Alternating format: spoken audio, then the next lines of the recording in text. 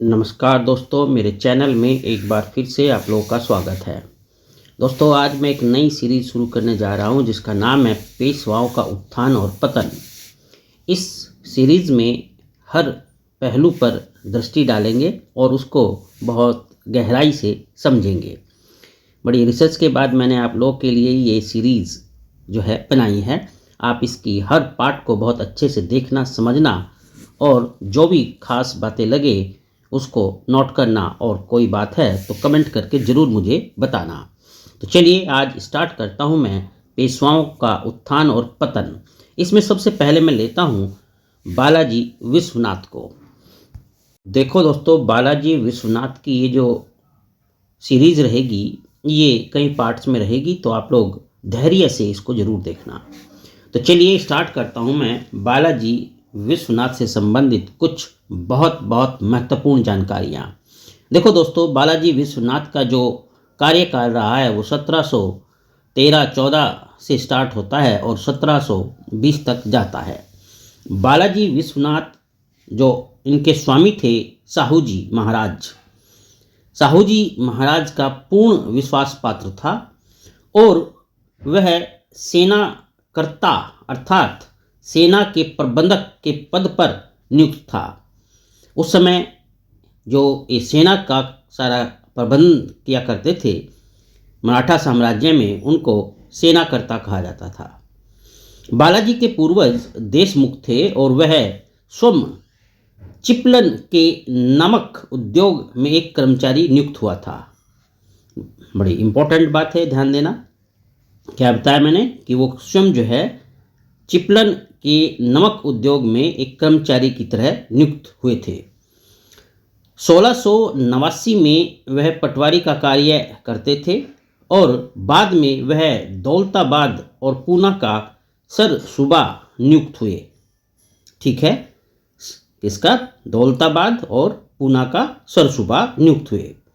1705 के लगभग वह मुगलों और साहू के संपर्क में आए। बालाजी का चरित्र, स्वामी भक्ति और योग्यता के विषय में साहू के बड़े ऊंचे विचार थे। बालाजी उन व्यक्तियों में से एक थे जो साहू जी की मुक्ति के पश्चात उनके साथ रहे और इन्होंने साहू जी के विरोधियों को कुचलने में बड़ा महत्वपूर्ण कार्य किया। इसी प्रकार से अगर देखा जाए जो बालाजी विश्वनाथ रहे हैं, बालाजी विश्वनाथ को मराठा साम्राज्य का द्वितीय संस्थापक भी माना जाता है। ये बड़ी इंपॉर्टेंट पॉइंट है कि इनको मराठा साम्राज्य का द्वितीय संस्थापक भी माना जाता है। इन्होंने दिल्ली के मुगल दरबार के असंतोष और षड्यंत्रों से लाभ उठाकर मराठों की शक्ति और प्रभाव को काफ़ी बढ़ाया। 1719 में बालाजी विश्वनाथ को सैयद बंधुओं की सहायता के लिए दिल्ली से निमंत्रण आया।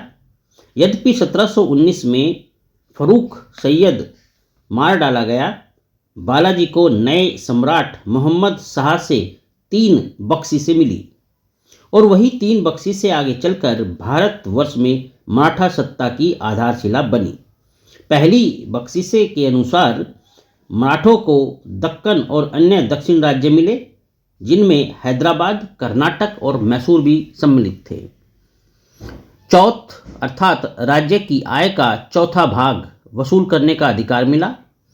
दूसरी बख्शीश के अनुसार इन राज्यों से सरदेशमुखी अर्थात चौथ के अतिरिक्त राज्य की उपज का 10वां भाग वसूल करने का अधिकार मिला। और इस प्रकार से जो तीसरी बख्शीश थी उसके अनुसार उनके प्रदेश पर सर्व अधिकार संपन्न अधिकार माना गया। साहू जी कोल्हापुर वाले संभाजी को कष्ट नहीं दे सकते थे और मुगल सम्राट को 10 लाख रुपए वार्षिक कर देना पड़ेगा। मुगल सम्राट दिल्ली से उनकी माता, स्त्री, भाई और राज्य परिवार के सदस्यों को, जिन्हें दिल्ली में रोक रखा गया था, अब मुक्त कर वापस भेज देंगे।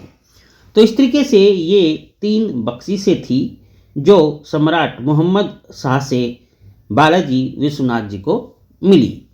प्रमुख इतिहासकार डॉक्टर सिन्हा अपने विचार कुछ इस तरीके से व्यक्त करते हैं इस दिल्ली यात्रा को लेकर उनके मतानुसार मराठों की इस दिल्ली यात्रा के उनके इतिहास में बड़े गहरे परिणाम हुए। इसके तत्कालिक लाभों के अतिरिक्त इसने उनकी बाद की नीति पर बड़ा गहरा प्रभाव डाला और अनेक पहलुओं में उनकी आंखें खुल गई। बड़े काल तक मराठों ने जो शाही शक्ति और शान को भय की दृष्टि से देखा करते थे, अब स्वयं दिल्ली जाकर देखा कि वास्तव में शक्ति का अर्थ क्या है। आगे डॉक्टर सिन्हा कहते हैं कि बाबर और अकबर के वंशजों के नाम के साथ जो यश और ज्ञान जुड़ी हुई थी और जिन्हें फोर्ट विलियम का प्रधान, सर्वोच्च सम्राट और विश्व मुकुटमणि कहकर संबोधन करता था, सब धुंधली पड़ गई थी और मराठों ने पाया कि वे दुष्ट दरबारियों के हाथ के खिलौने हैं। उन्हें खचेड़कर बेइज्जत किया जाता है और उन्हें घृणित मृत्यु प्राप्त होती है। डॉक्टर सिन्हा के शब्दों में ही आगे जो वे विचार अपने व्यक्त करते हैं, वो कहते हैं कि अब मराठों को, यानी जो इनकी दिल्ली यात्रा थी, दिल्ली में जो उन्होंने एहसास किया, तो उसी से संबंधित ये बात है फिर आगे कि दिल्ली में लहू की गंध आती थी। दरबारी षड्यंत्रों में फलते फूलते दृश्य को उन्होंने देखा। सम्राट महत्वाकांक्षी अमीरों की कठपुतली है, केंद्रीय सत्ता धूल में मिल चुकी है, इत्यादि। तो इन तथ्यों से उन्हें मुगल सम्राट की सच्चाई मालूम हुई और मराठों ने इस यात्रा से काफ़ी कुछ ज्ञान प्राप्त किया। महान सम्राट शिवाजी बहुत समय पहले यह सिद्ध कर चुके थे कि मुगल सेना अजेय नहीं है, उसको पराजय किया जा सकता है और मुगल साम्राज्य की सीमा का उल्लंघन करना कठिन नहीं है। मराठों का जो स्वतंत्रता के लिए युद्ध रहा, यानी 1690 से 1707 तक के समय में लगभग मुगल शक्ति के विषय में कोई भ्रम अब रह नहीं गया था। तो उनके मन में अब पूर्ण रूप से यह बात जम चुकी थी कि वे जो मुगल सम्राट है, अब जड़ उनकी सड़ चुकी थी और यह अपनी आन बान नहीं संभाल सकेगा और शायद कौन जाने मराठों की करारी चोटों से इसकी समाप्ति ही हो जाए। तो इस प्रकार से ये जो दिल्ली यात्रा थी, इससे मराठों को काफ़ी कुछ सीखने को मिला और अपने अंदर एक अलग ही आत्मविश्वास जगा और उनके अंदर ये भावना पैदा हुई कि वे मराठों की जड़ों को उखाड़ फेंकेंगे। तो चलिए दोस्तों, आज मैं यहीं तक रखता हूँ, वीडियो ज़्यादा बड़ी ना हो जाए, इसीलिए अपने सेकंड पार्ट में मैं आगे बताऊंगा कि जो बालाजी विश्वनाथ जी थे, उनकी कुशाग्र बुद्धि से मराठा साम्राज्य को किस प्रकार जो है आगे चार चांद लगे और क्या क्या उन्होंने किया, इसकी सारी जानकारी हम लोग आगे सेकंड वीडियो में डिस्कस करेंगे। चलिए, अपना ध्यान रखना। मुझसे जुड़े रहने के लिए आप लोग का बहुत बहुत शुक्रिया। आपका बहुत बहुत दिन शुभ हो, आपकी हर मनोकामना परिपूर्ण हो। धन्यवाद।